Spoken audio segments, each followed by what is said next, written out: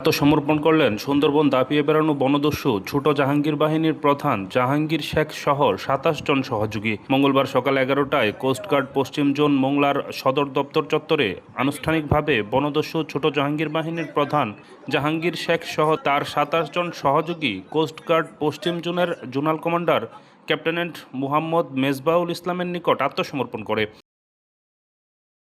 এ সময় তাদের কাছে থাকা ৩টি বিদেশি বন্দুক, একটি 8 শুটার, একটি 4 শুটার, 5টি দেশীয় একনলা বন্দুক, 15টি দেশীয় পাইপগান, 2টি চায়না পাইপগান, ৩৪০ রাউন্ড তাজা কার্তুজ ও ৫৫ রাউন্ড ফাঁকা কার্তুজ কোস্টগার্ডের নিকট আনুষ্ঠানিকভাবে জমা দেয়। আত্মসমর্পণকারী বনদস্যু জাহাঙ্গীর বাহিনীর প্রধান জাহাঙ্গীর শেখ, মুজাহিদ গাজী, বিল্লাল শেখ, জাহিদ হাসান, সুমন ঢালি, এরশাদ শিকারী, ওয়াহিদুজ্জামান সহ মোট ২৭ জন আত্মসমর্পণ করে।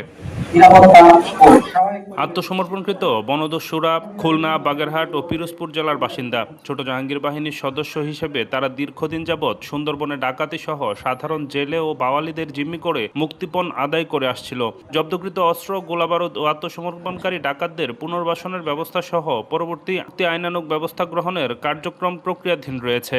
সুন্দরবনের সকল সক্রিয় বনদস্যুকে বাংলাদেশ কোস্টগার্ডের নিকট আত্মসমর্পণ করে স্বাভাবিক জীবনে ফিরে আসার আহ্বান জানাচ্ছি।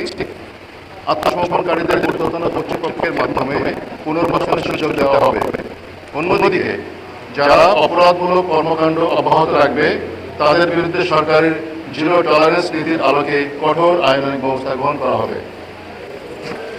সরকারের নির্দেশনা, আপনাদের সকলের সহযোগিতা এবং অন্যান্য আইন শৃঙ্খলা বাহিনীর সমন্বিত প্রচেষ্টার মাধ্যমে সুন্দরবনকে সম্পূর্ণরূপে দোষমুক্ত করা সম্ভব হবে বলে আমরা আশাবাদী।